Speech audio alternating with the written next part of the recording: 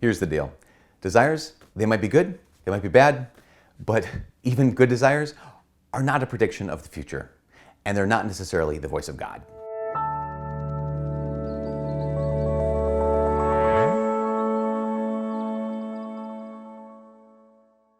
Hi, my name is Father Mike Schmitz. This is Ascension Presents. So I was in a conversation with a young woman who was talking about the fact that she had this great relationship with this great guy, good and holy man. She was striving after the Lord. He was striving after the Lord. It was going on great. And then the relationship ended. But she still had this really powerful desire for the relationship. And this really powerful, I guess what I might term, maybe she used the word conviction, that this is what God wanted, because she had this deep, like the desire was there. The desire of like, wait a second, this is good. This is a good desire to long for marriage with this holy man. It was really, really great. In addition, let's talk about this in a second. In addition, there were many people who came up to her during retreats or during other kind of things in prayer, and these would be semi-reliable people in other contexts who would say, you know what, I think you're really called to marriage. You know what, I think you're really not called to religious life. Here's what I really think. You're like, and no, keep in mind, this isn't after like living in a convent for a month. This is after kind of like here's a weekend retreat. So it's the amount of information they had was very minimal, and also their role in like discernment for people's vocations in their religious community was really minimal as well. Note on this, I find this happens quite a bit when someone, we can have a tendency to place a lot of weight on someone who tells us our vocation, or tells us, here's what I think your vocation is. Maybe especially if what they're telling us is the one thing we want. Right? So in this context, this young woman, she wanted to be married. She's open to both, or to all vocations, right? She's open to being a religious sister. In her heart, she knows she follows the Lord. She loves him. She wants to go wherever he leads her. But also kind of like there's something like, well, what I really want to do is get married and have family. Awesome. No big deal. The problem is when we give people a little too much power, if they speak into our lives and say, hey, I think you're called to X. They don't know. This is just the reality. They don't know. They have no idea. They might, clarification. They might have an idea. But unless you're talking to Padre Pio, it is very, very unlikely that they actually have like special insight into here's what God is. They're not also the predictor. We're tempted to let other people be the predictor because we've talked about this before, because it's much more tempting for us to let someone else make the decision for us than it is for us to make the decision and assume the responsibility ourselves. That makes sense? So if someone has ever said, hey, you're called to this, attend to it, but they probably aren't Padre Pio. Back to our story. She was concerned because these people are telling her this. Also, she desires this relationship with this guy.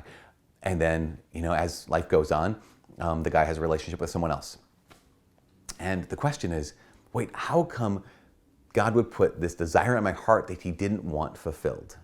And why would he let it grow if he didn't want me to wait around for this guy to come back? And that's when we just have to kind of maybe possibly the hard word. First word about desires.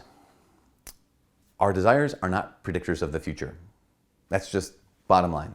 Our desires are not predictors of the future, and they actually aren't even the voice of God. Right? So I know there's a lot of good things about discernment of our desires. So our desires are not bad. As Christians, we're not supposed to like kill our desires or quench our desires. We're meant to attend, this is the second part, we're meant to attend to our desires. Like, so we examine them and look at them and say, okay, so what is being revealed in this desire? So just because the fact that, oh, I'm really attracted to this one individual, that doesn't mean, or I desire a relationship with them, that doesn't mean that that's what's supposed to happen. Again, it's not a predictor of the future. It's not necessarily the voice of God. But what I want to do is I want to say, okay, wait, what's going on inside of me what do I desire? What is it that I'm desiring? I mean, it's true when it comes to, think about any even like kind of secular decision or discernment that a person has to make. I remember, maybe I shared this story before. Whitney Houston, when she was a young girl, she has an older cousin, very famous singer. And she went to her auntie or her cousin and said, hey, I want to be a singer too. And the clarification question that she was asked was, okay, do you want to sing or do you want to be a singer? Because if you want to sing, you love singing, the church choir is a great place and you have a beautiful voice and you'll have the solo every Sunday. Like, if you want to sing, you can sing there. Or do you want to be a singer?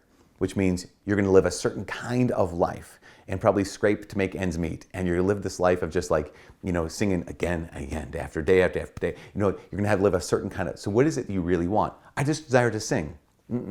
Attend to that desire, because it's going to reveal a little bit more.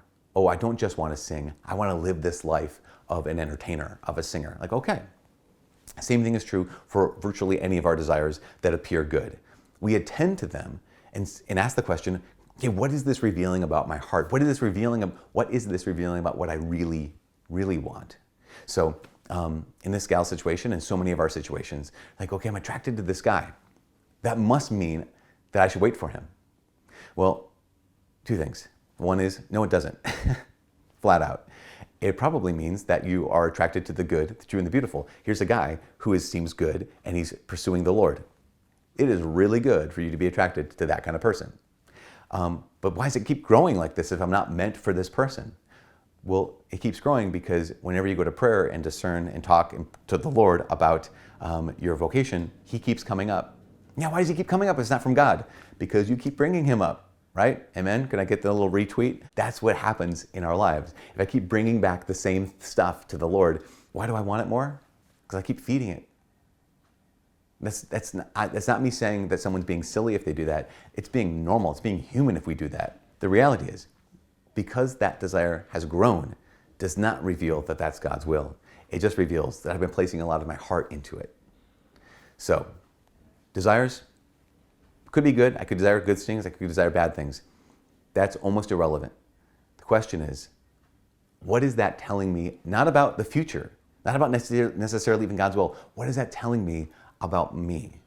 What does God want me to attend to when I attend to those desires and say, oh, it reveals that I really long for X. Okay, what am I really longing for at the bottom of it? Whitney Houston, I don't just want to sing. I want to be a famous singer. So I desire fame. I desire notoriety. I desire recognition, not just in my local community, but whatever. You know what I'm saying? Our desires, good, bad, doesn't matter. They are not a crystal ball. They are not necessarily the voice of God.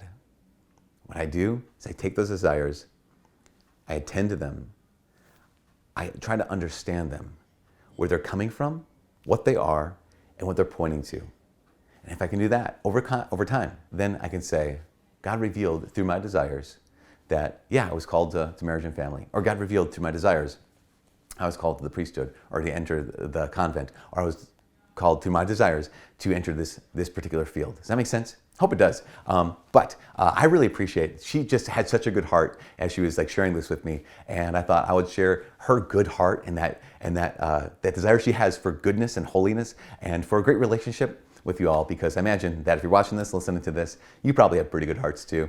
And at the same time, can't trust everything in our heart. That's the fact of the matter. So you have a good heart, don't trust it. You have desires, don't trust them, but attend to them and let the Lord unfold what he wants to unfold. Apparently, that's all I have for you today. From all of us here at Ascension Presents, my name is Father Mike. God bless.